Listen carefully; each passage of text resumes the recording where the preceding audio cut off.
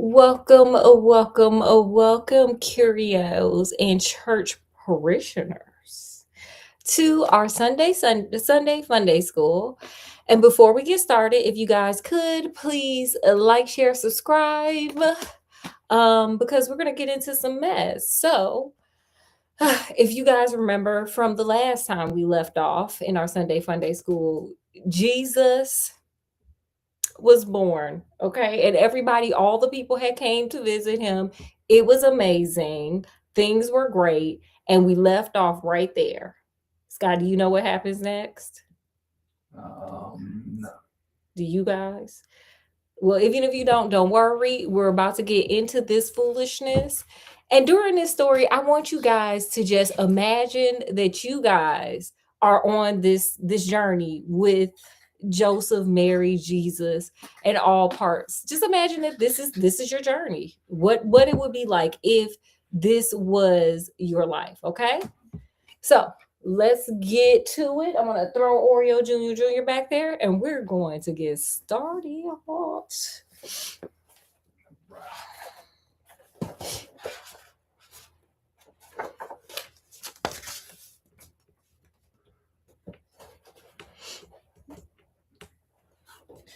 Wait, sorry, y'all. I'm going to get to the page. Sorry, just bear with me.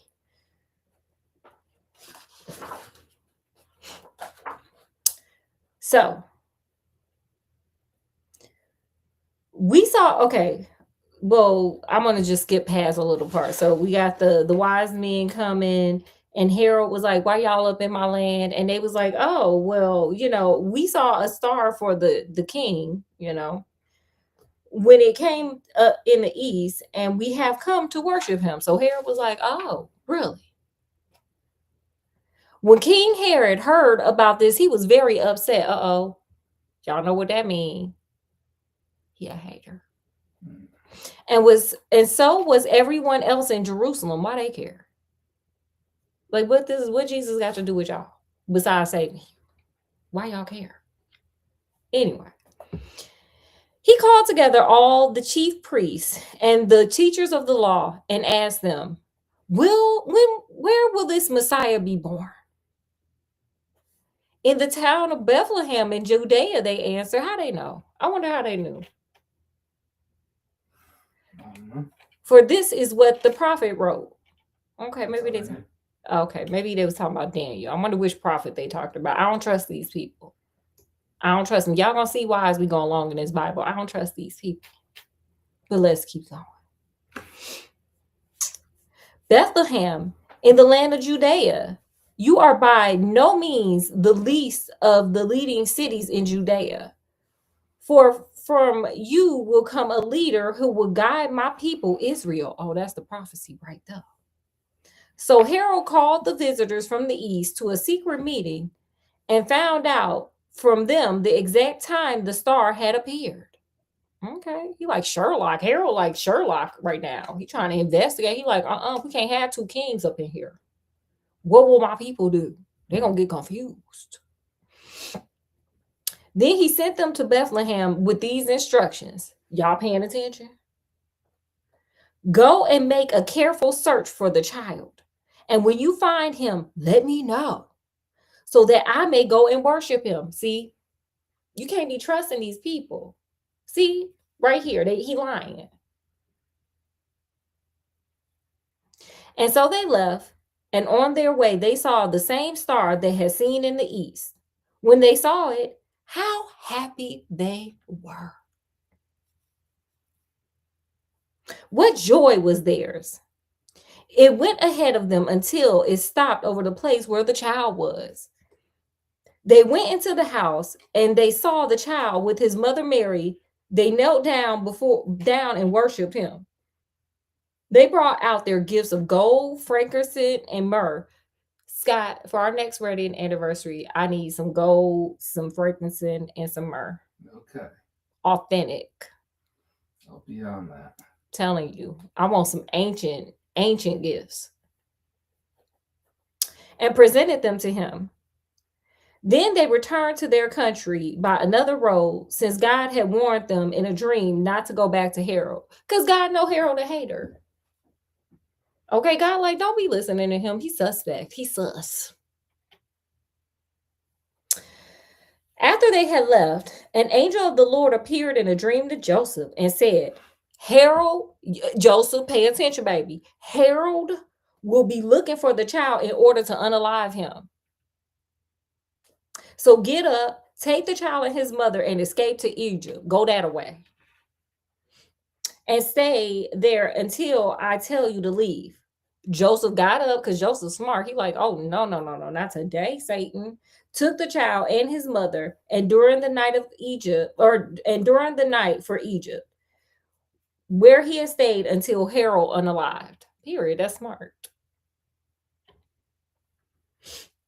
When Harold realized that the visitors from the east had tricked him, he was pissed. He was furious, is what it says, but I want to really show y'all how mad he was. He was pissed. He gave orders to unalive all the boys in Bethlehem and his neighbors who were 2 years or younger. I have something to say about this. You do. Mm-hmm. Now, sir, you know the baby was just born. So why are you taking out 2-year-olds? Like, who is this for? Who is this for? You just unnecessarily just causing harm to people. It was just unnecessary. I feel like all of it was unnecessary, but that was really unnecessary. Sir, you knew that baby hadn't been born 2 years ago. You knew they said he had just been born. Just, I don't like this man. He trash. But let me get back to this story. This was done in accordance with what he had learned from the visitors about the time when the star had appeared. I don't believe that. After Harold had unalived, an angel of the Lord appeared in a dream to Joseph in Egypt and said, get up, take the child and his mother, and go back to the land of Israel. Because those who try to unalive the child are unalived. Would y'all be trusting them to go back? Like, if you had to flee because some lunatic was unaliving children, which shows why he's a lunatic, would you go back? Even if an angel came and told you? Scott, would you go back? I mean, the angel's from a messenger of God, right? God can know everything. Yeah. So you're saying you would go back? Then it should be all right. I wouldn't have went back. I wouldn't have trusted. I'd be like, my child is going to be a pharaoh. I wouldn't have went back. But that's just me. What do y'all think? Put it in the comment section. So Joseph got up, took the child and his mother, and went back to Israel. But when Joseph heard that Archelaus, we're going to call him Archie, that Archie had succeeded his father Harold as king of Judea, he was afraid to go there. See? I wouldn't have trusted it. It just sounds wrong. I hadn't read, I did not pre-read this, and I don't remember all the deets of this story, but something told me, I don't trust these people. Well, let's see what they got to say. He was given more instructions in a dream, so he went to the province of Galilee and his hometown in a town named Nazareth. Told you they wasn't gonna be able to go back. They couldn't have went back there. Them people are Lulu Katru. And they don't like your son. They got beef with your son, sir. Okay, but let me keep going. I feel like that needed to be discussed though. Okay. Every year, the parents of Jesus went to Jerusalem for the Passover festival. When Jesus was 12 years old, they went to the festival as usual. When the festival was over, they started back home. But the boy Jesus stayed in Jerusalem. Okay, he said, I got other stuff to do here. Y'all just left y'all Mary and Joseph.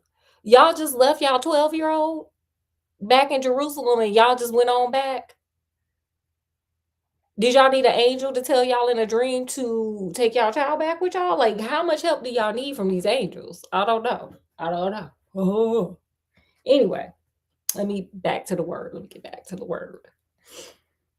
But I will say this, one more thing. Joseph and Mary better be happy there wasn't CPS during that time. Just saying. And now let me get back to the word. Okay. His parents did not know this. They thought that he was with the group. So they traveled a whole day and then started looking for him among their relatives and friends. So y'all got all the way back, and it was like Home Alone. Remember? Left without Kevin. Y'all Home Alone, Jesus. Do better, Mary and Joseph. Do better. God, please send Jesus some new parents, because Mary and Joseph, they might get caught by CPS. Anyway, let me get back to this story. Okay. They did not find him. So they went back to Jerusalem looking for him. On the third day, they found him in the temple, thank God, sitting with the Jewish teachers, listening to them and asking questions. All who heard him were amazed at his intelligent answers. His parents were astonished when they saw him, and his mother said, "Son, why have you done this to us? Ma'am, why did you do it to him? Y'all the parents, why y'all holding children accountable? He's 12." Okay. At 12, I would get lost in Kmart. Like, girl, what? Like, what? Anyway, your father and I have been terribly worried trying to find you. He answered them, "Girl, why did y'all leave?" No, that's not what he said. Sorry. Let me get to it. "Why did you have to look for me? Didn't you know that I had to be in my father's house?" Okay, period. And he ain't talking Joseph. You ain't my real dad. Like, you ain't my real dad. Oh, he rebelling. Oh, this is rebellious Jesus. He like, you ain't my dad. God, my dad. Period. Period, Scott. That's a good observation. So Jesus went back with them reluctantly. No, I'm kidding. He went back with them to Nazareth, where he was obedient to them. His mother treasured all things in her heart, and Jesus grew both in body and wisdom, gaining favor with God and men. I thought he had already had favor with God because, God his daddy. Well, God is. Yeah, God, will punish people if they don't do what needs to be done. Okay, well, we're going to end it there, guys. But before we end it, we're going to have Scott read us ways to represent Jesus out there. Are you guys ready? Scott, you're ready? Mm-hmm. Look up the nearest park and go there, no matter if it's a national park or a playground. Go enjoy nature or whatever. Period. Jesus loved walking around and enjoying some nature, period. Walking the footsteps of Jesus through nature, period. Period. Thank you for that, Scott. That was wonderful. Yeah. So wonderful. Okay, guys. Well, we're going to wrap it up here. So, Jesus, this story, I think, showed that, even though Jesus was Lord and Savior, he had some haters too. Okay. He had some haters and he had some struggles. And sometimes he had to wax and wane around some things. From this, what part stood out to you? Scott, what part stood out for you? You guys put it in the comment section. Scott, what part stood out to you?